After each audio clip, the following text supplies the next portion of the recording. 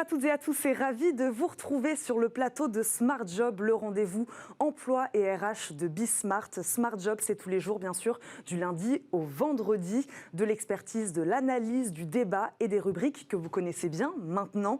Bien dans son job, aujourd'hui, zoom sur le réemploi du matériel de bureau, stocké, inutilisé. Il finit souvent par être jeté. Des pratiques polluantes et coûteuses qui peuvent également nuire à l'image de l'entreprise. La cofondatrice de MyTroc Pro, spécialiste de la réutilisation du matériel professionnel, sera notre invitée. Le livre de Smart Job, ce vendredi, on parlera de management interculturel avec Virginia Drummond. Elle publie Le management interculturel aux éditions Guérézo. Comment appréhender et mettre en valeur la différence de culture dans une équipe? Réponse avec elle tout à l'heure. Le cercle des experts et plusieurs sujets d'actualité vont nous intéresser aujourd'hui. La rentrée scolaire, d'abord cette semaine, hier plus précisément. Protocole sanitaire, vaccination obligatoire des enseignants et des élèves. L'éducation à l'épreuve d'une deuxième année sous le signe du Covid-19. On en parlera tout à l'heure avec nos deux experts. Et puis, on se posera une question. Et si les startups françaises sauvaient l'emploi en France? L'État compte sur elles et veut doper la création de start-up industrielle, un secteur pourvoyeur de postes dans les territoires.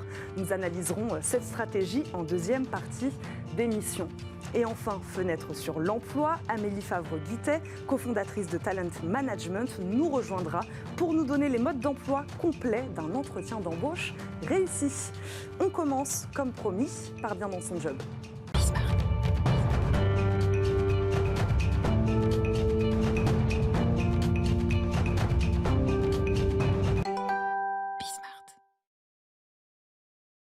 Réparer, vendre ou acheter des produits de seconde main, la lutte contre le gaspillage entre de plus en plus dans les habitudes des Français. Mais qu'en est-il au niveau professionnel? Eh bien, le réemploi du matériel de bureau, c'est l'objectif de la plateforme MyTroc Pro. Tiffaine Bezard, sa cofondatrice, est notre invitée. Bonjour. Bonjour Eva. Bienvenue sur le plateau de Smart Job. Tiffaine, de quel constat êtes-vous partie sur le réemploi de matériel de bureau? L'offre était plutôt inexistante, vous diriez?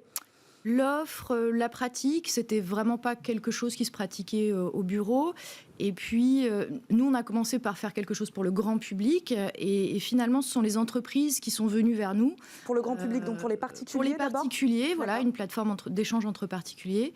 Et puis, ce sont les entreprises qui nous ont dit, moi, ça m'intéresse, entreprise, parce que je m'aperçois que j'ai beaucoup de matériel en stock, que j'ai trop acheté, que finalement je n'utilise pas tout et je pense que c'est une source d'optimisation. Donc ce sont plutôt les entreprises qui sont venues vers nous. D'accord, les entreprises sont venues vers vous. Est-ce qu'on peut peut-être faire un petit état des lieux? Quelle quantité aujourd'hui de matériel de bureau, de matériel professionnel est gaspillé? Est-ce qu'on a des chiffres là-dessus? Il n'y a pas réellement de chiffres là-dessus. Après, nous, on voit passer quand même des milliers et des milliers d'objets, des dizaines de milliers d'objets sur les plateformes de nos clients.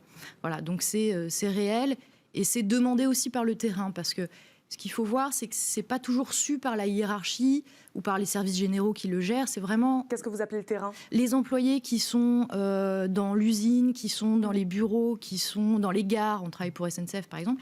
Ce sont eux qui voient réellement ce qui est disponible et ce qui est gâché, en fait, gaspillé. Voilà. Et donc, sur le réemploi du matériel de bureau, vous diriez qu'il y avait un retard quand même, beaucoup? Oui, et très surprenant parce que acheter d'occasion, on a le réflexe chez soi, depuis quelques années, de jouets. Voilà, c'est complètement entré dans les mœurs. C'est 90% des Français qui pratiquent l'achat d'occasion. Et puis quand on arrive au bureau, il se passe plus rien. Voilà. Donc on achète, on rachète du neuf. Et on a trouvé que c'était vraiment un gisement très intéressant puisque finalement l'activité économique produit plus de déchets que les ménages. Donc il y a beaucoup de choses anti-gaspi pour les particuliers. Et on pense qu'il y a un très beau créneau à prendre sur la partie professionnelle. Vous parliez des mœurs, compliqué alors ou pas compliqué de faire entrer dans les mœurs de l'entreprise ce type d'usage? Ils vous l'ont demandé, mais est-ce que la pratique était compliquée? Alors nous, on crée des plateformes pour les utilisateurs, ce sont les employés eux-mêmes qui vont s'en servir et on voit que c'est un très très bon taux de pénétration chez le client puisque aujourd'hui, c'est entre 15 et 20% des effectifs qui vont s'inscrire spontanément la première année de lancement de la plateforme. Voilà. Il n'y a pas d'obligation et les gens y vont spontanément. Donc, côté mœurs, terrain, ça passe bien. Après, c'est comment on intègre ça au process achat, parce que ça vient un peu à l'encontre de tout le système. Tout le système est fait que pour qu'on achète du neuf, on passe une commande, on va jeter, etc. Donc il y a un moment où ça crée un bug dans la machine quand même, du fonctionnement normal de l'entreprise. C'est pas que ça crée un bug, c'est que ça rajoute un nouveau canal qui n'existait pas. Mais c'est tout à fait gérable d'avoir les deux et par exemple de s'intégrer dans les process achats au moment où vous passez une commande, de dire avez-vous pensé à regarder si c'était pas disponible d'occasion sur la plateforme de l'entreprise et ça se passe très bien. Vous parlez de 15-20% des employés sous le regard quand même de la hiérarchie, pour qu'on comprenne bien. C'est quand même regardé par la hiérarchie, j'imagine. Alors, pas forcément. Non. Il y a des systèmes très, très démocratiques. Chez SNCF, tout salarié peut s'inscrire. D'accord. Il y a des systèmes où le matériel est peut être un peu plus sensible parce qu'il n'y a pas que les fournitures de bureau, pas que le mobilier. Oui. Ça peut être des machines, on travaille pour Enedis, ça peut être des câbles haute tension, des choses assez évoluées et qui nécessitent un regard hiérarchique. Et dans ce cas-là, on met en place une validation hiérarchique, tout simplement. C'est-à-dire votre boss va pouvoir valider que oui, vous pouvez bien donner ce matériel. Ouais. Alors Tiffaine Bezard, expliquez-nous concrètement comment marche votre plateforme. On s'inscrit et ensuite, qu'est-ce qui se passe? On s'inscrit et on va aller déposer une annonce. C'est tout simple, c'est comme si vous alliez sur Le Bon Coin. On prend une photo. Voilà, prenez une photo, ça fonctionne sur votre téléphone mobile, sur votre ordinateur, donc pas de problème. Prenez une photo et vous déposez une annonce en quelques clics, voilà, qui est publiée, visible de l'ensemble des salariés qui sont inscrits. Et si quelqu'un a besoin de votre objet, il va vous contacter tout simplement. Soit ça va envoyer un mail vers votre boîte mail, soit on met une messagerie directement dans la plateforme. Ça, c'est chaque client qui va décider ça. Et le contact se fait, la mise en relation, offre-demande se fait tout simplement. C'est le même système qu'une marketplace collaborative, comme Le Bon Coin, par exemple. Et dans un périmètre plutôt restreint, comment ça marche ? En termes de type d'objet, vous voulez dire ? Non, en termes de distance, de parcours d'un objet qui vient d'une entreprise peut-être à une autre ou d'un service à un autre. Alors, on est plutôt en intra-entreprise, mais on peut faire des choses en inter-entreprise aussi. On indique toujours la distance pour encourager les gens à prendre ce qu'il y a de plus proche, parce que l'objectif, c'est de faire des économies sur ses achats, certes, mais c'est aussi de limiter le gaspillage, c'est aussi de limiter l'impact CO2. Donc, on suit tous ces indicateurs-là. Donc, le moins de transport possible. Donc, le moins de transport possible, effectivement. Quel est l'intérêt pour l'entreprise Tiffaine Bezard ? Financier, d'abord, j'imagine ? Financier, oui. Un client fait entre 500 000 et 1 million d'euros d'économies par année d'utilisation. Ça dépend de la taille. Ça c'est vous qui l'avez calculé ? Oui, c'est ce qu'on a comme statistique sur nos clients actuels. Donc il y a cet enjeu économique. C'est du non-achat, en fait, ce qu'on propose. C'est vraiment de la réutilisation comme ça.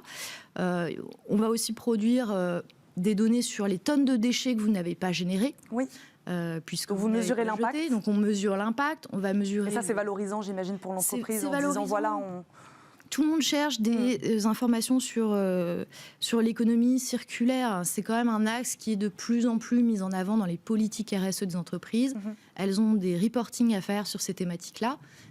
Et donc nous, on vient alimenter très concrètement en disant voilà les tonnes de matériel qui ont transité, leur valeur d'achat, donc ce que vous n'avez pas acheté, et le CO2 que ça représente, en fait, en économisé. Donc il y a un enjeu de communication également pour l'entreprise. Elle peut, elle, ensuite, derrière, communiquer sur ces chiffres-là. Tout à fait. Il y a un enjeu RH aussi, parce que c'est un moyen d'engager ses salariés au quotidien dans une démarche RSE, où aujourd'hui, on a l'impression que ça échappe un petit peu au commun des mortels, et que c'est quelque chose d'un peu éthéré. Là, c'est vraiment quelque chose de concret. Je vais commander plutôt mon nouveau bureau, mon nouveau fauteuil d'occasion sur la plateforme de l'entreprise. Voilà. Aujourd'hui, sur MyTruck Pro, vous permettez donc aux employés, aux salariés d'entreprise de partager, d'échanger du matériel professionnel. Vous le disiez, pas que de bureaux. Hein. On ne pense pas, mais il y a peut-être des câbles. Enfin voilà, il y a plein de choses qui sont possibles. Vous ne faites pas que ça. Vous les accompagnez aussi, vos clients. Vous faites de la pédagogie. Comment ça se passe ? On fait de la pédagogie. On est nous modérateurs de nos plateformes, donc c'est nous qui répondons aux questions utilisateurs, donc on est très très proche de nos utilisateurs. On va pouvoir aussi animer la plateforme, on va créer des contenus, des newsletters par exemple, et faire des challenges en ligne, ça fonctionne super bien, pour stimuler soit l'inscription, soit le dépôt d'annonces, soit les transactions. Donc on n'est pas là juste pour livrer la technique, on est là aussi pour accompagner le projet, parce qu'il y a un effet waouh au lancement, les gens sont hyper contents d'avoir ça. il faut rester au top Dans of cette mind de nos utilisateurs. Donc on active. Qui sont aujourd'hui vos clients, Tiffaine Bezard? Des grosses entreprises, des plus petites structures, un peu de tout, dites-nous.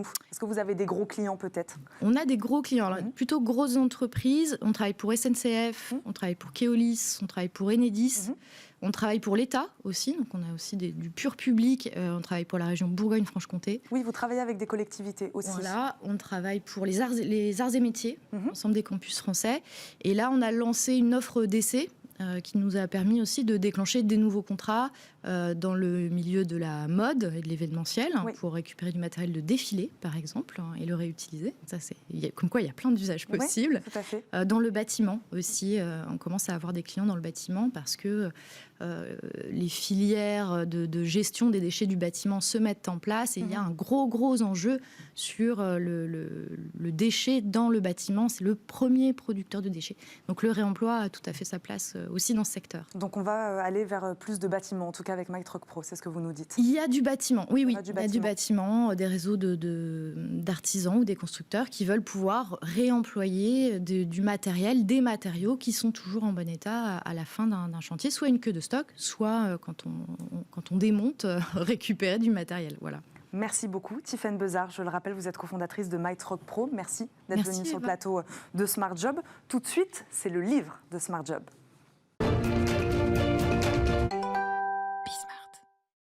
Le management interculturel, c'est le titre du livre de Smart Job aujourd'hui. Regardez, il est là, son auteur, Virginia Drummond, également professeure en management interculturel à l'EM Lyon, est avec nous. Bonjour. Bonjour Eva. Bienvenue sur le plateau de Smart Job. 20 ans d'expérience dans le développement interculturel des managers.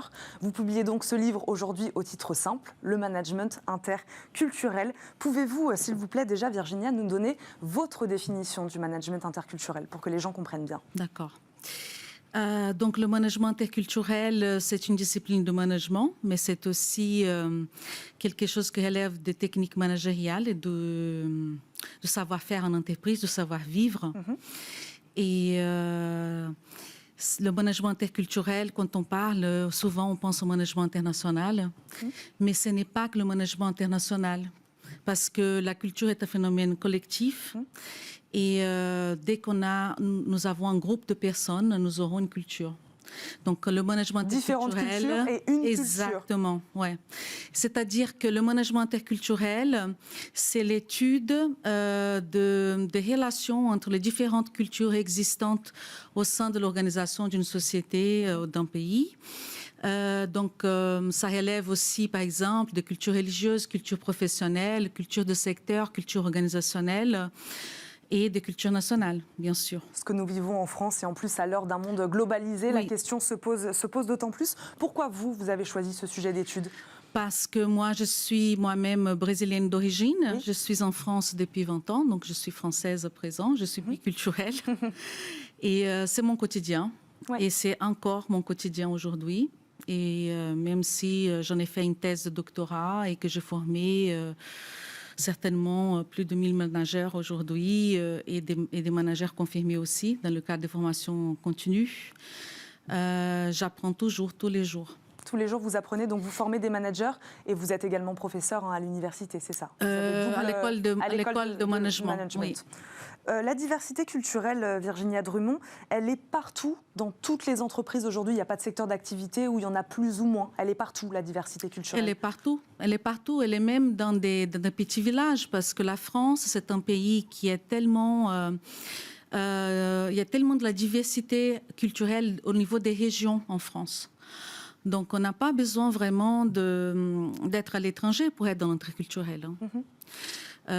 Si vous venez, par exemple, d'un petit village en Normandie, que vous venez travailler à Paris, vous êtes déjà dans l'interculturel.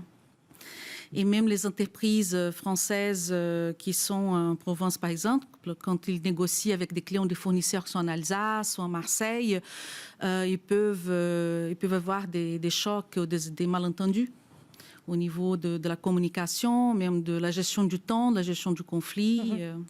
Vous allez peut-être nous dire comment éviter justement des quiproquos et certains malentendus. Vous allez nous donner peut-être quelques bonnes pratiques.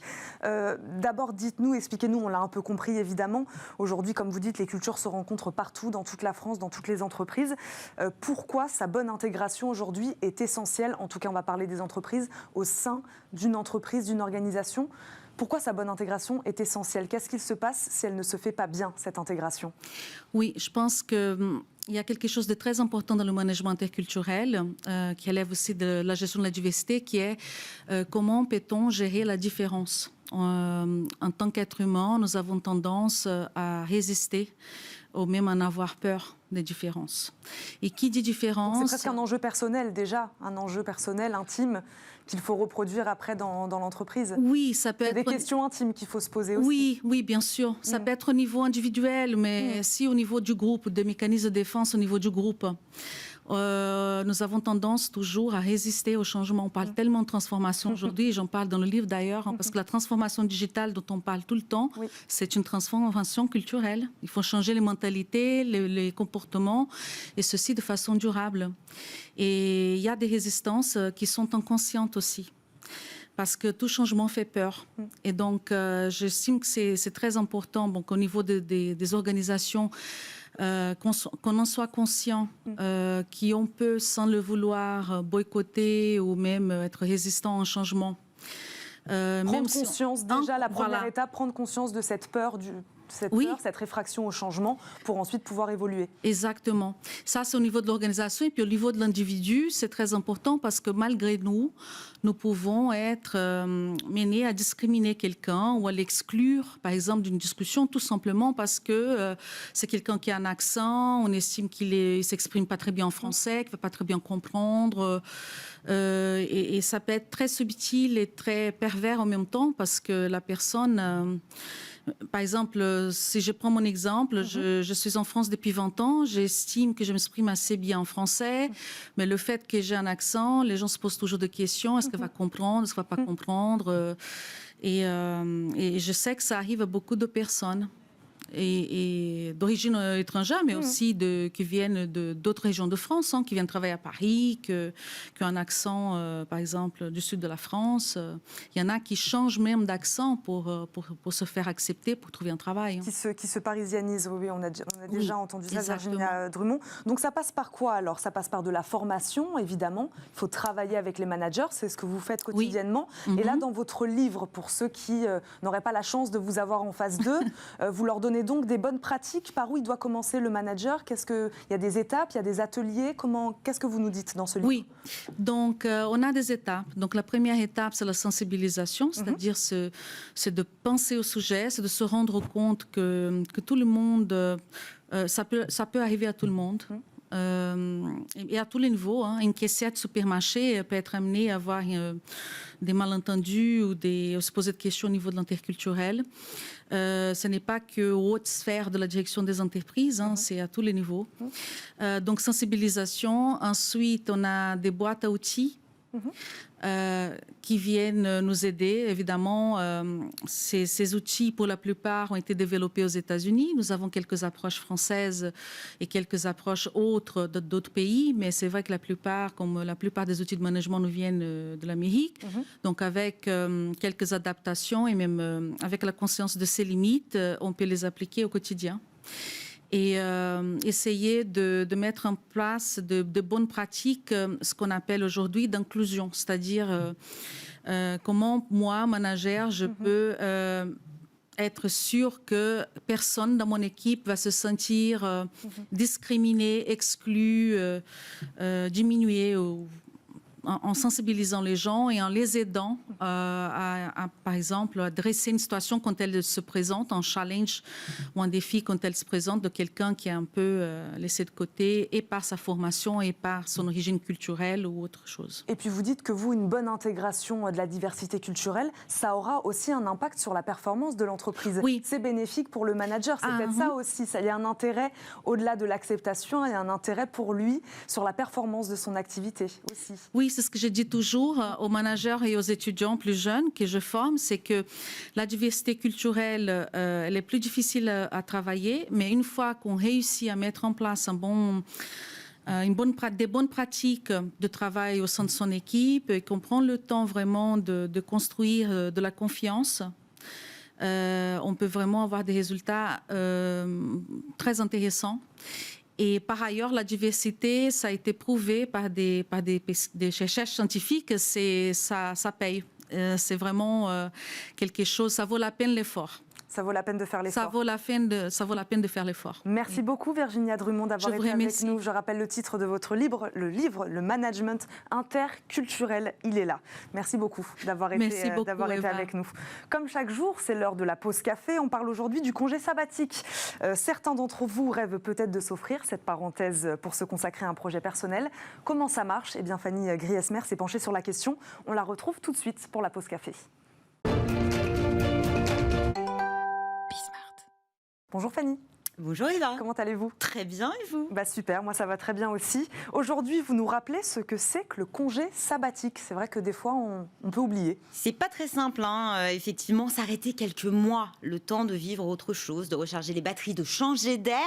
Après 1 an et demi de pandémie, l'idée de tout mettre sur pause a de quoi séduire. Vous en rêvez ? Eh bien, il y a un moyen et ça s'appelle le congé sabbatique. Et je crois qu'il a la cote, un peu. Oui, alors je ne sais pas si l'idée vous a déjà séduit, ma chère Eva.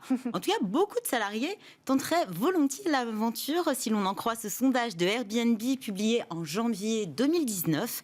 53% des Français souhaiteraient prendre un congé sabbatique. Pour la majorité, il est question de découvrir de nouvelles cultures, apprendre une nouvelle langue, ils sont 42%.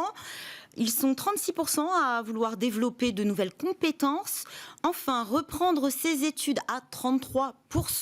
Prendre du temps pour mieux se connaître. Et ça, c'est important. Ils sont 31%. Enfin, 25% tenteraient bien du volontariat. C'est louable, effectivement, du fantasme à la réalité. Il n'y a qu'un pas, à condition de réussir à se lancer. De se lancer, de le comprendre. Quelles sont les particularités du congé sabbatique, Fanny ? Alors, ça ressemble beaucoup au congé sans solde. Il y a aussi le congé de formation, de création d'entreprise. Le congé sabbatique est en réalité très souple. C'est certainement celui qui est le plus souple. Il vous permet d'entreprendre à peu près tout ce que vous souhaitez. Votre projet peut être personnel. Vous pouvez choisir de faire le tour du monde, construire votre maison, lire l'intégralité de l'œuvre de Marcel Proust, pourquoi pas. Le projet peut être aussi professionnel, rejoindre une autre entreprise, oui c'est possible, ou monter votre boîte. Il dure minimum 6 mois, maximum 11, et il vous garantit, et ça c'est important, de retrouver un poste dans votre entreprise, celle que vous quittez un temps, pas forcément bien sûr celui que vous occupiez, ça doit être un poste similaire, assorti d'une rémunération au moins équivalente. Autre point important, il s'agit d'un droit salarial inscrit dans le Code du travail, légalement. Rien ne vous oblige de donner à votre employeur les raisons qui motivent votre demande de congé sabbatique. Et autre point important aussi à retenir, il ne peut vous être refusé. Alors il peut être reporté, mais en tout cas, votre employeur a l'obligation de vous l'accorder. Donc oui, mais il faut avoir quand même respecté quelques conditions pour pouvoir effectivement le prendre. Oui, c'est ça, Fanny. Qui peut en bénéficier ? Vous, moi, tout le monde ? Alors, nous, pas encore, a priori. En tout cas, tout salarié qui justifie au moins de 6 années d'activité professionnelle, dont 3 passées dans l'entreprise qu'il souhaite quitter pour quelques mois. Alors attention, ces 36 mois ne sont pas forcément consécutifs, c'est-à-dire que si vous avez signé plusieurs CDD et qu'au final vous vous retrouvez avec une expérience de 36 mois au sein de cette entreprise, vous pouvez parfaitement partir.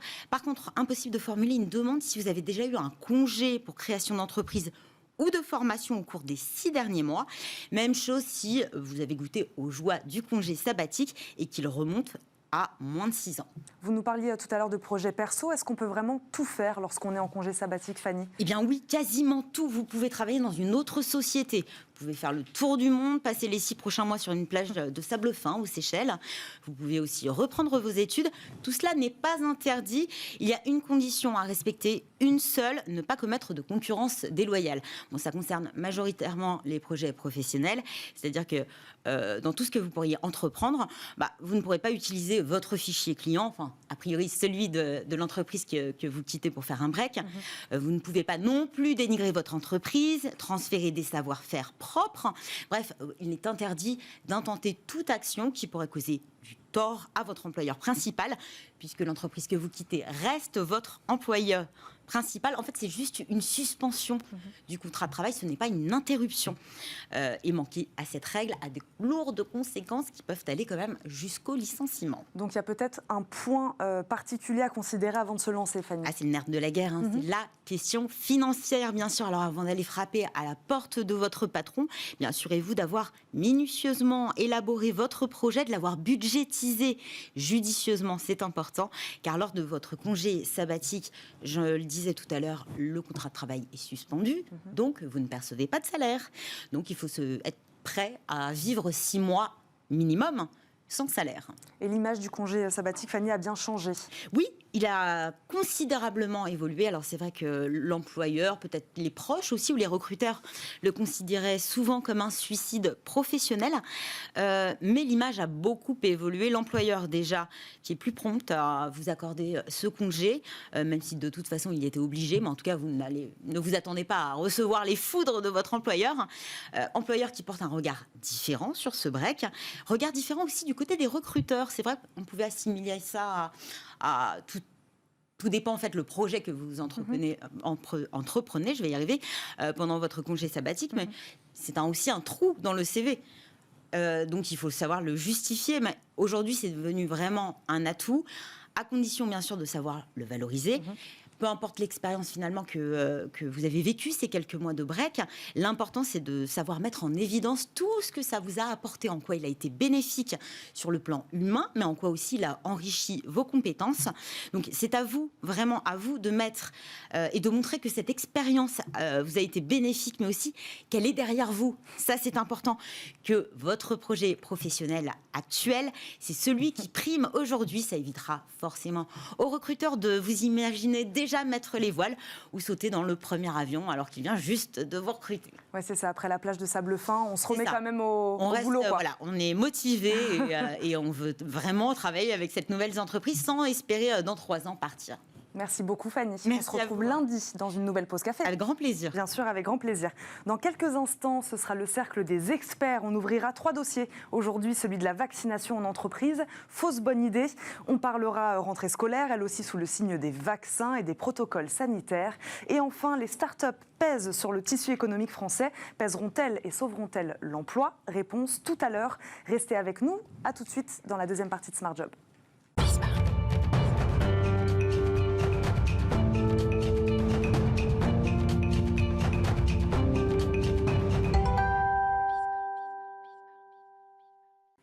Le cercle des experts pour débattre et décrypter l'actualité du moment. Nos 2 invités aujourd'hui, vous les connaissez, sont Marine Balançard, directrice générale du cabinet de formation et conseil Harris Zéal. Bonjour. Bonjour Eva. Merci d'être là. Également auteur de Décider, ça se travaille aux éditions Erol. Stéphane Marchand nous accompagne également, rédacteur en chef de Pour l'Écho. Merci aussi d'être là. Et puis vous nous montrez votre une, parce que je n'ai pas le livre à montrer de Marine Balançard, mais vous avez votre une et vous nous la montrez. Sommes-nous vraiment nuls en économie ?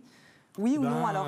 Il y a quelques inquiétudes à avoir, mais si on n'est pas très bon en France, à l'étranger, on n'est pas forcément meilleur. D'accord, en comparaison, ça va plutôt. Oui. Ok, très bien. Premier sujet que je voulais aborder aujourd'hui avec vous. Hier, c'était la rentrée des classes, vous le savez. 869 000 enseignants face à plus de 12 millions d'élèves. Une rentrée la plus normale possible, c'est ce qu'a promis le porte-parole du gouvernement, Gabriel Attal. Dans les faits, protocole sanitaire, vaccination, des cours en mode hybride, les enseignants restent prudents à l'entame de cette nouvelle année sous le signe du Covid-19. Première question, Marine Balançard. Balansard, pourquoi cette rentrée est-elle, selon vous, on le comprend un peu quand on voit tout ce qu'il y a à gérer, pourquoi est-elle, selon vous, particulièrement stressante pour les enseignants, cette rentrée ? Je dirais d'abord qu'il y a des choses très positives. C'est que tout le monde rentre, tous les enseignants, voilà, il faut quand même voir tous le les positif. élèves. Donc il faut absolument voir le positif, surtout en France, où l'école a quand même bien tenu. L'autre point positif, c'est qu'il n'y a pas encore trop de contraintes sur les élèves, il n'y a pas trop de contraintes sur les enseignants, puisqu'il n'y a pas de passe sanitaire pour les enseignants. Alors on voit beaucoup dans les journaux des inquiétudes sur le variant Delta et le fait qu'on va brasser des populations qui sont parties très loin en vacances, qui reviennent et qui se remélangent. Mais faut un variant qui se propage très vite chez les plus jeunes aussi. Mais il faut rappeler qu'ils ne seront quand même pas tellement à risque. Le port du masque est obligatoire à l'intérieur. Et donc, il y a beaucoup de points positifs. Alors, sur le côté stressant, moi, ce que j'ai vu de stressant, si je lis bien les journaux et si j'observe à la rentrée de mes propres enfants, c'est plutôt la campagne sur la laïcité qui a échauffé les enseignants et peut-être les augmentations promises qui finalement ne sont pas si élevées que ça. Et c'est vrai que les enseignants ont été beaucoup sollicités et voilà, est-ce qu'ils sont assez valorisés ? Je pense qu'en France, on ne pourra jamais dire que les enseignants sont assez valorisés. Ils sont sous-payés. En tout cas, on s'est posé la question, en effet, de la revalorisation des enseignants et des salaires des enseignants pendant cette crise. C'est peut-être ça qu'elle a mis aussi en lumière. On verra si dans les faits et dans la pratique, ça se passe comme ça. Pour rester sur le Covid-19, Stéphane Marchand, comment cette rentrée sous le signe du Covid, quand même, les élèves ont pu rentrer en classe, mais bon, on parle quand même beaucoup de vaccination, de passe sanitaire également. Comment tout ça peut quand même peser sur le moral aujourd'hui des enseignants, comme il pèse d'ailleurs, de manière plus générale, sur beaucoup de corps de métier. Mais comment peut-il peser vraiment quand même sur le moral des enseignants ? Alors, moi, comme madame, je Vous êtes toujours être optimiste ? optimiste. Je m'oblige à être optimiste parce que sinon, on entre dans un catastrophisme qui est improductif. D'abord, je trouve que le fait que la rentrée ait lieu dans ces conditions-là, pour l'instant, c'est une très bonne nouvelle. Ça représente un énorme travail de la part de l'éducation nationale, parce qu'il y a beaucoup de réticences à l'intérieur, beaucoup de divergences à l'intérieur. Il y a énormément de pièges tendus à toute une série de gens, notamment au ministre Blanquer, bien entendu. Et le fait que ça ait lieu est une très bonne nouvelle, parce que l'école, c'est pas n'importe quoi dans un pays comme le nôtre, c'est la confluence de tout, de la famille, de la politique, de la société, et évidemment, c'est l'avenir. On sait à quel point les élèves qui n'ont pas été, alors un peu plus vieux que les jeunes, mais qui n'ont pas été socialisés pendant un an, perdent beaucoup de leur capacité de rebondir, de proposer, d'aller chercher des jobs. Il y a tout un embouteillage de stages qui ne va pas se faire parce qu'il y a trop de gens, il y a 2 générations qui arrivent face au même nombre de stages. Voilà, tout ça. Mais, cela dit, tout ça est très positif. Le risque, évidemment, c'est une fois de plus le risque sanitaire d'une certaine manière. Les consignes sanitaires données par le ministère sont très claires. Alors, il y a des différences selon le primaire, l'élémentaire et le secondaire et le lycée. Mais s'il y a un cas de maladie, on ferme la classe. Donc, on replonge instantanément pour cette classe dans le, entre guillemets, cauchemar de l'année 2020. Et il n'y a que pour le lycée où l'écartement ne se fera que sur 7 jours. Donc cette menace va planer. On entend dire que finalement le variant Delta chez les jeunes ne déclenche pas de forme grave. Espérons que ce soit le cas. Mais évidemment, la menace, c'est celle-là. C'est que ce bel appareil, je dirais cette très belle réalisation audacieuse, se disloque tout d'un coup sous l'effet de... finalement pas tant de malades que ça, parce qu'il y a 30 élèves par classe. Il fallait, Marine Balansard, rentrer en classe coûte que coûte. Il fallait rentrer en classe coûte que coûte. Ce qui va être difficile, c'est pas tellement maintenant, dans le prochain mois, ça va être quand le pass sanitaire va être engagé et nécessaire pour les 12-17 ans, d'ici fin septembre. J'ai quand même bon espoir qu'on revienne sur cette décision, parce que très concrètement, ça implique que les élèves non vaccinés rentrent chez eux dès qu'il y a un cas dans la classe. Ce qui va arriver d'ici une semaine, je pense, à peu près dans chaque classe. Et donc, pour les enseignants, c'est pas pareil de gérer une classe hybride avec des enfants présents et des enfants absents, enfin remote, à distance. C'est pas pareil de gérer ça par rapport à la gestion d'une classe qui est entièrement à distance. Entièrement à distance, les enseignants savent faire, maintenant ils se sont entraînés, c'est presque une habitude, mais des gestions hybrides de classe, à mon avis, c'est infaisable. D'autant plus que si vous avez des enfants, vous aurez sans doute noté qu'il n'y a rien qui a été installé dans les classes, il n'y a pas de tableau numérique, il y a souvent des minuscules webcams, les enfants ne voient rien, ils ne voient pas le tableau. Il y a assez peu d'interactions. Et comment avoir une interaction avec un prof qui est à son bureau, en classe, avec des élèves? Quand le prof était chez lui, c'était possible. Donc il y a un vrai enjeu, il y a une vraie réflexion à avoir sur le pass sanitaire des 12-17 ans. Pour moi, c'est pas faisable et c'est même pas souhaitable, ni pour les parents, ni pour les enfants, et surtout pas pour les enseignants. Pour revenir sur ce que vous disiez tout à l'heure, Marine Balançard, sur la valorisation de ce métier qui est enseignant, professeur des écoles, cette crise a mis en lumière en effet l'importance de ce métier. Aujourd'hui, on voit qu'ils sont quand même en difficulté. J'ai un chiffre à vous soumettre. 1417 démissions entre 2017 et 2018 sur le territoire national, selon le ministère de l'Éducation nationale. Un chiffre qui est en constante augmentation depuis 10 ans. On n'a pas encore les chiffres de ces 2 dernières années, mais il n'y a pas de raison que ce chiffre baisse aujourd'hui. Comment expliquer ça quand même? Alors, on va parler peut-être, vous allez peut-être me reparler de valorisation du salaire déjà. Comment expliquer ce chiffre? Je pense, moi, ce que j'ai observé, c'est que c'est un métier de vocation. Donc, les personnes qui s'engagent là-dedans sont appelées à éduquer. Elles ont vraiment une vocation. Et j'ai vu beaucoup de gens qui, en reconversion, espéraient être professeurs ou enseignants, qui l'ont fait 1 ou 2 ans et qui ont démissionné quasiment en moins de 24 mois. Parce qu'il y a d'une part le salaire, bon ça ils le savaient à l'avance, mais ce qu'on ne mesure pas, c'est l'absence de formation suffisante des professeurs et les conditions d'enseignement dans les classes, avec des élèves de plus en plus dissipés, avec des conditions qui ont l'air beaucoup plus difficiles que de travailler dans une boîte privée sous très forte pression. Et ce qui fait que les personnes en reconversion motivées et prêtes à abandonner une partie de leur salaire de leur précédent emploi n'arrivent pas à rester enseignants. Et ça, je ne sais pas si on se pose les bonnes questions et comment on peut solutionner pour que les bonnes volontés arrêtent de quitter l'école, parce qu'il y a pas que le salaire, il y a les conditions de travail et comment comment durer dans ce travail. Stéphane Marchand, on se pose les bonnes questions, comme dit Marine Balançard. Aujourd'hui, on parle de revalorisation du salaire. Il n'y a pas que ça. Alors, sans faire d'histoire, on se souvient des Hussards noirs de la République, l'instituteur emblématique de la fin du 19e. Il se battait pour l'école républicaine égalitaire. Aujourd'hui, le concept est devenu complètement flou dans l'idée des gens, même chez les gens qui ont une vocation. Le concept, la République, la cohésion, l'objectif global, le fait même que l'on partage à l'objectif global, tout ça ne relève plus de l'évidence. Et comme c'est un métier de vocation, Marine l'a très bien dit, et en plus c'est un métier qui est indignement payé. Il y avait ce matin dans La Croix un reportage sur, par exemple, les instituteurs qui sont remplaçants contractuels. Parce que comme vous l'avez mentionné, il y a énormément de démissions. Et donc on doit remplir en permanence et beaucoup avec par des contractuels. La vie d'un contractuel, ça commence à 1 200 € net et ça termine sa carrière à 1 500 € net. Donc ce sont des salaires indignes au regard du caractère immensément crucial de leur mission.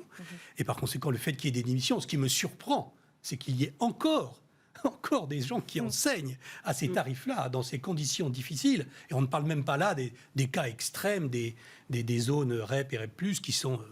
ils vivent carrément l'enfer. On n'enseigne même plus.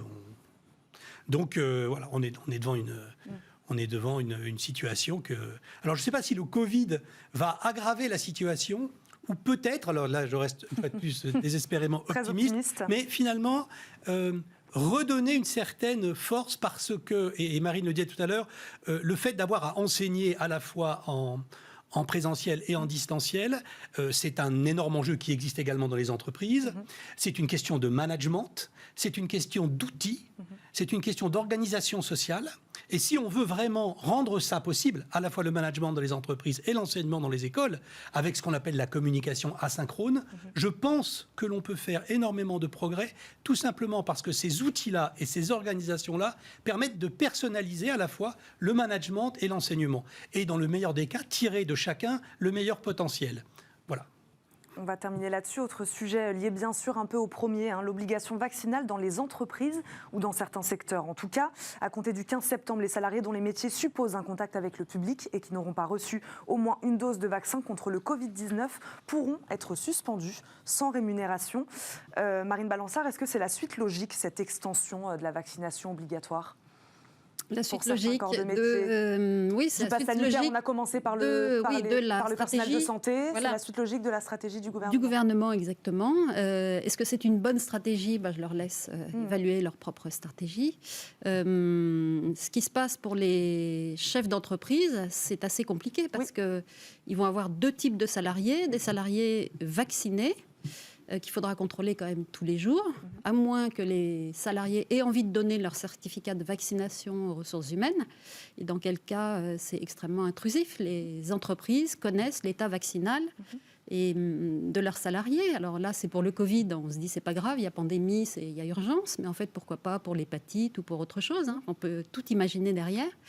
Et pour les autres qui ne souhaitent pas se faire vacciner, c'est tests tous les 3 jours. Et donc, tests qui vont devenir payants à partir de la fin du mois. Payants, ça peut être pas très cher, puisqu'en pharmacie, on peut faire ça à 5 ou 6 euros.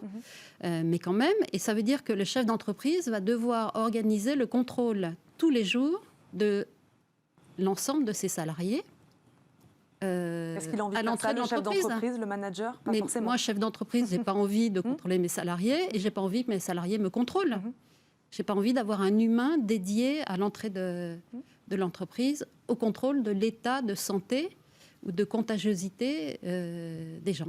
Donc c'est une contrainte supplémentaire. Encore une fois, c'est des contraintes que la France s'impose. Il y a d'autres pays qui ne se l'imposent pas. On se met nos propres contraintes pour aller au restaurant, pour aller en terrasse. Faut quand même réfléchir aux conséquences pour les personnes et en termes de vie, de respect de la vie privée et d'intrusion progressive dans la vie privée de chacun. Parce que la santé, c'est de la vie privée. Oui, c'est ça, Stéphane Marchand, c'est une question légitime. Est-ce que l'entreprise, c'est le lieu pour juger ou prendre une décision relative à la santé de son salarié? C'est une question qui est légitime. Alors, ma voisine disait à l'instant, l'important, c'est la vie privée. La sécurité. Moi, je réponds, l'important, c'est la vie. Il faut revenir aux fondamentaux. On n'a encore pas trouvé de meilleur moyen que la vaccination pour protéger très très large communauté humaine du virus. On n'a pas encore trouvé. Il existe peut-être, je ne le nie pas. J'adorerais qu'on innove et qu'on trouve. On n'a pas trouvé. À partir du moment où la vaccination est le meilleur moyen et qu'il faut aller vite, eh bien, la vaccination obligatoire, présentée sous une forme ou sous une autre, on peut ergoter sans fin sur les mots, est la solution. Aux États-Unis, vous avez une longue liste dans le magazine Forbes d'entreprises qui imposent la vaccination à tous leurs salariés, qu'ils soient ou pas en contact avec le public, y compris aux salariés en télétravail, de manière à ne pas installer une sorte de monde à deux vitesses. Bon, en quoi est-ce que c'est choquant? Alors le DRH va voir, Marine disait à l'instant, qu'est-ce qu'il y a derrière? Est-ce que si on vérifie le vaccin, demain on ira vérifier l'hépatite B? Moi je suis désolé, ce genre de questions, pardonnez-moi, mais ce sont des questions qui créent du complotisme. Pour le moment, on s'occupe du vaccin, on s'occupe du Delta et on vérifie le pass sanitaire des gens qui sont vaccinés contre le virus. Moi, ça me paraît raisonnable et il ne faut pas en faire une affaire, philosophique. Je dirais que moi, il faut banaliser la vaccination. La vaccination, c'est banal. Vous entendez cette inquiétude, cette incertitude de la part des chefs d'entreprise qui n'ont pas envie de jouer peut-être aux flics, en tout cas dans leur entreprise, avec leurs salariés. J'entends l'inquiétude dans laquelle a placé les chefs d'entreprise les atermoiements permanents de la collectivité publique, des scientifiques, des médias, disons-le tout à fait franchement, sur l'importance ou non de se faire vacciner, telle ou telle solution, etc. C'est ça qui place les chefs d'entreprise. Cela dit, aucun d'entre eux n'a envie de devenir un garde-chiourne pour vérifier le pass sanitaire. Mais pourquoi? Parce que la tonalité générale, c'est de présenter les choses comme ça. Mais si on dit le chef d'entreprise va protéger son entreprise contre la contamination, à ce moment-là, le fait de vérifier le pass sanitaire est quelque chose de tout à fait normal, quelque chose de tout à fait positif. C'est une question de présentation. Marine Balançard, c'est une question de présentation. Vous êtes d'accord avec ça? C'est une question de présentation, effectivement. Le vaccin, pour l'instant, semble être la meilleure stratégie pour protéger les formes graves. Après, il y a beaucoup d'asymétrie dans... Par exemple, les enseignants, et je suis tout à fait favorable à ce qu'ils ne soient pas obligés de se faire vacciner, ils ont déjà assez de choses à faire, mais ils sont au contact d'un public. Et voilà, donc c'est assez difficile de comprendre toute la logique. Bon, la situation est extrêmement complexe, mais pour le chef d'entreprise, ça lui rajoute une contrainte supplémentaire que visiblement il n'a pas envie de réaliser. Et surtout, ce qu'il y a en plus dans les entreprises et qu'on mesure moins, et qui a été remonté plusieurs fois, c'est que c'est pas le chef d'entreprise qui impose la vaccination aux salariés, mais il y a une espèce de conformisme qui se développe au sein des entreprises, où finalement le dernier qui n'est pas vacciné ou les 3 derniers qui ne sont pas vaccinés ont une pression sociale de la part des autres collaborateurs. Ils sont stigmatisés quelque part. Ils sont stigmatisés, ils sont encouragés à se faire vacciner et ils sont gênés, voilà. Et ils sont Ça gênés. dépend un petit peu de savoir pourquoi est-ce qu'ils ne sont pas vaccinés. Les gens sont raisonnables. Il y a des gens qui ne sont pas vaccinés parce qu'ils ne peuvent pas, parce que pour des raisons médicales, certains ne peuvent pas se faire vacciner. Mais il faut que ceux qui peuvent se faire vacciner sans nuire à leur santé, ceux-là le soient. Et donc les pressions Voilà. que vous citez sont des bonnes pressions, sont des pressions favorables. Ça, je vous laisse responsable de vos... Dépression du Voilà, point de vue, mais du disons point de vue qu'ils professionnel. peuvent avoir un test négatif ou une vaccination. Et les pressions qui sont exercées, c'est sur la vaccination. Voilà. Alors qu'ils ont encore cette liberté. Je vous le disais tout à l'heure, on va sortir cette fois un peu de la vaccination pour parler emploi et recrutement. Avec un rapport remis ce mercredi au gouvernement, l'État s'engage et veut doper la création de start-up industrielles. Pourquoi ? Des enjeux de souveraineté numérique, bien sûr, mais aussi parce que ce secteur est également pourvoyeur d'emplois dans les territoires. 163 000 emplois directs et indirects en France selon une étude Roland Berger, 530 000 emplois au global pour les start-up. Marine Balançard, est-ce que le gouvernement a raison, selon vous, de vouloir s'appuyer sur ce tissu des start-up pour créer, pour doper l'emploi ?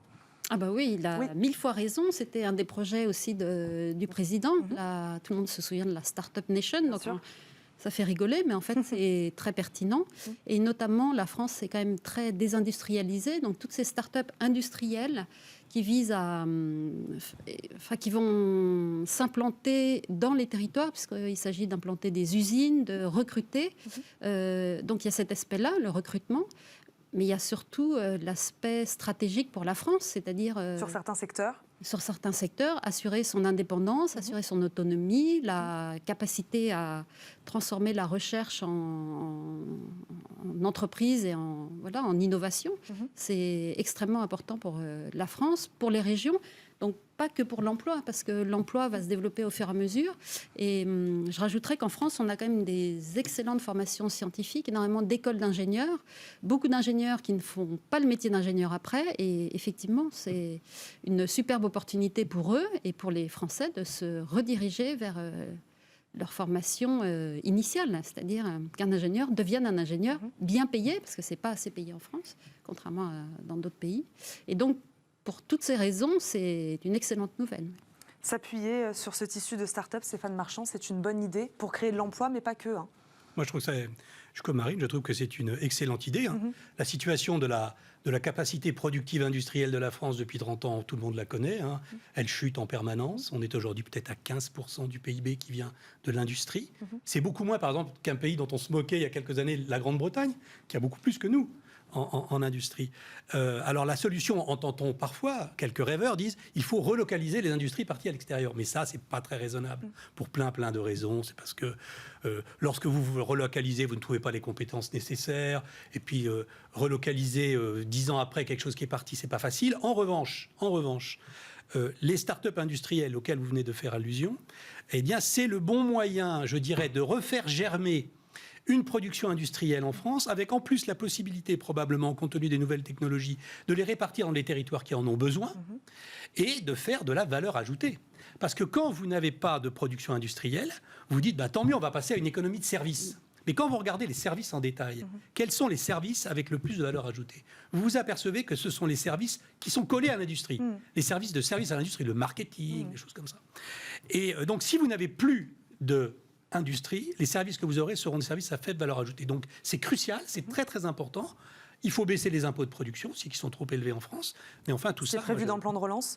J'applaudis les deux mains. Et sur cette notion de start-up industrielle, c'est vrai que sur le papier, c'est un peu antinomique. Quand on pense industrie, on pense grosse structure. Ça, c'est nouveau, ce concept de start-up industrielle, Marine Balançard ? Non, je crois que c'est assez... c'est pas nouveau, effectivement. Et on a... Il faut repenser l'industrie, voilà.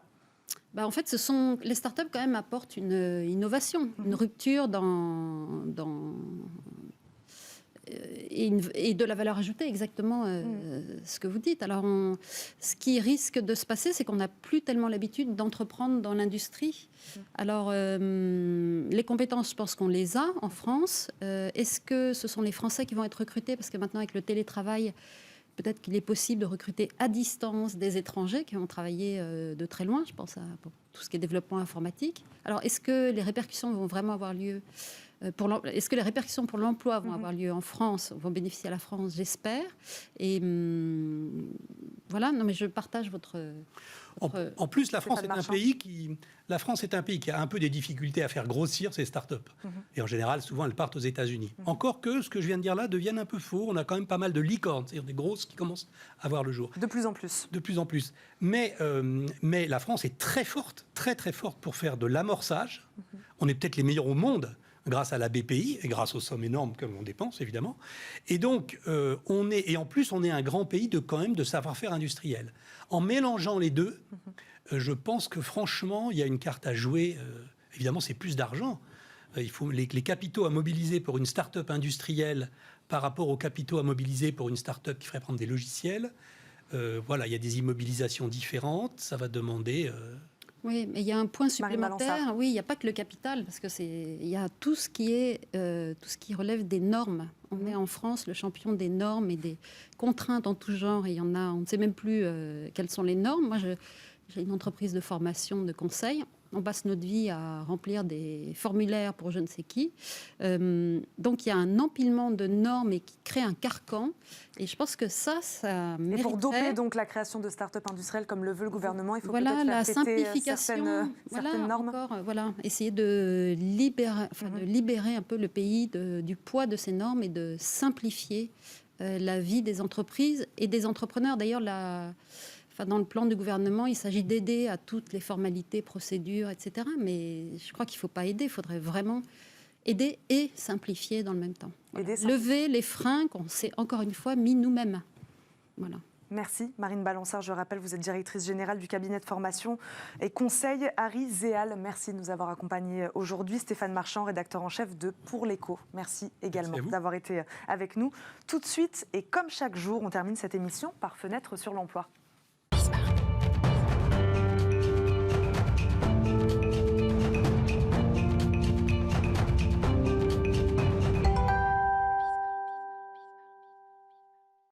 Fenêtre sur l'emploi, Amélie Favre-Guittet, cofondatrice de Talent Management, est avec nous. Bonjour Amélie. Bonjour. Bonjour, merci d'être là. Amélie, vous nous dites aujourd'hui qu'il n'y a aucune raison d'angoisser avant un entretien d'embauche, c'est ça? Tout à fait.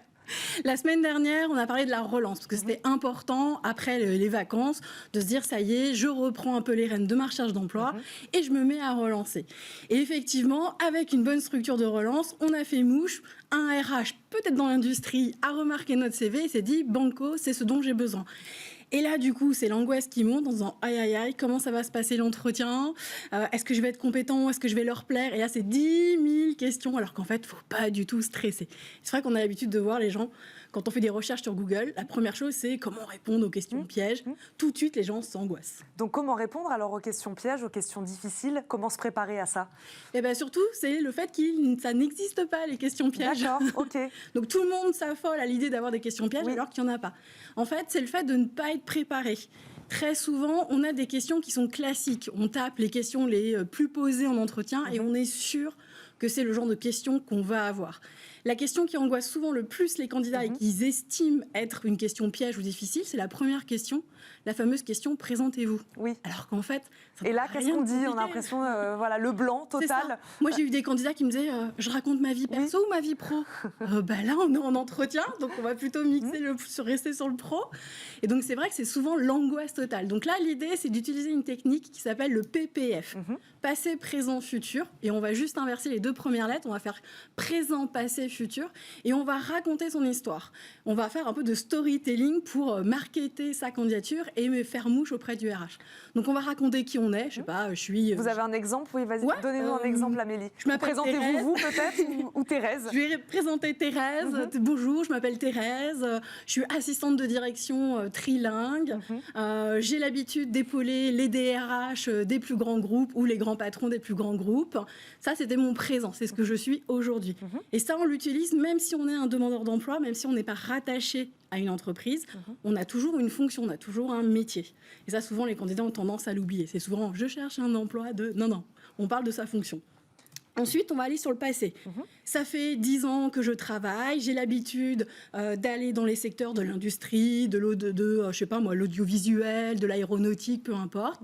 J'ai travaillé auprès de grands patrons, que ce soit en TPE, PME ou grands groupes. Donc, je suis capable de m'adapter à différents interlocuteurs, aussi importants soient-ils. Comme ça, on glisse différentes informations et on va terminer sur le futur. Donc, présent, passé, futur.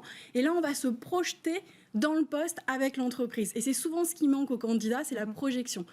Et là, on va leur dire, voilà, la raison pour laquelle je suis là devant vous aujourd'hui, c'est pour vous motiver et pour vous convaincre de ma motivation et de l'envie que j'ai à travailler avec vous, notamment sur tel et tel projet que j'ai pu remarquer au travers de mes recherches sur Internet. Et là, on lance des perches.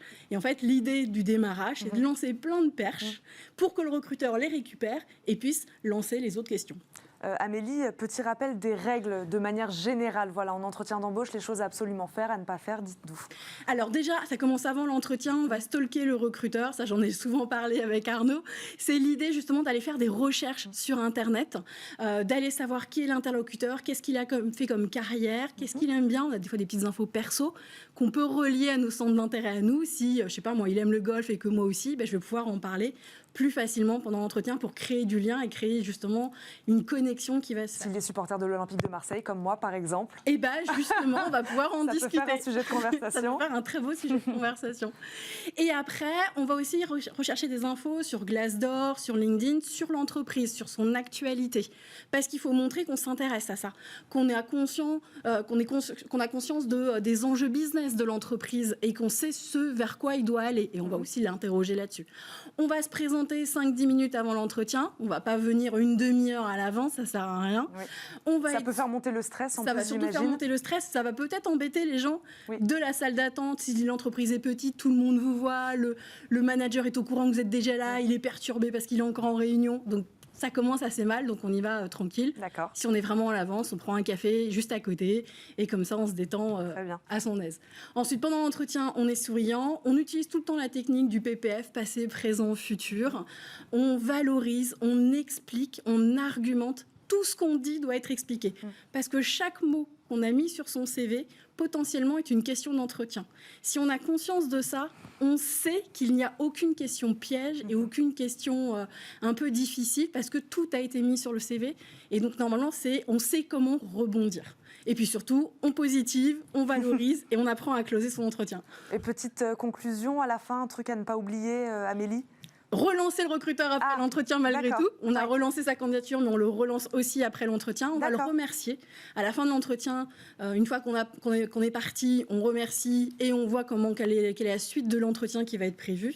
Et on va faire un mail de remerciement dans les 24-48 heures pour redonner une petite couche de motivation. On va relancer après le mail de remerciement. Ça, c'est quelque chose qu'on ne sait pas forcément. Non. Et que très peu de personnes font et pourtant qui est très apprécié des recruteurs. D'accord. Parce que pendant qu'il continue son process de recrutement, il reçoit votre mail de remerciement et du coup, il continue à penser à vous. Et donc, vous continuez à marquer des points. Et ce que vous nous dites, Amélie, c'est que donc il existe une entreprise pour tout le monde. Oui, forcément. Il suffit. Après, il y a des techniques pour apprendre à chasser, mais ça, on refait un plateau. Vous reviendrez une prochaine fois pour en parler. Mais effectivement, on a tous une entreprise qui nous correspond. Si aujourd'hui on n'est pas recruté à un poste, c'est pas parce qu'on est mauvais, c'est simplement que ça n'a pas fité en termes de personnalité. Et donc, ça ne doit pas remettre en cause sa motivation. En tout cas, merci beaucoup Amélie pour tous ces conseils pour bien préparer son entretien d'embauche. Merci Amélie Favre-Guittet. Je rappelle, vous êtes cofondatrice de Talent Management. Merci beaucoup. C'est la fin de cette émission. Merci à Fanny, Pauline, Margot qui m'ont aidé à préparer cette émission. Merci à vous de nous avoir suivis. On se retrouve lundi, c'est ça, c'est le week-end pour un nouveau numéro de Smart Job. Excellente journée sur Bismart. Bon week-end, à très vite.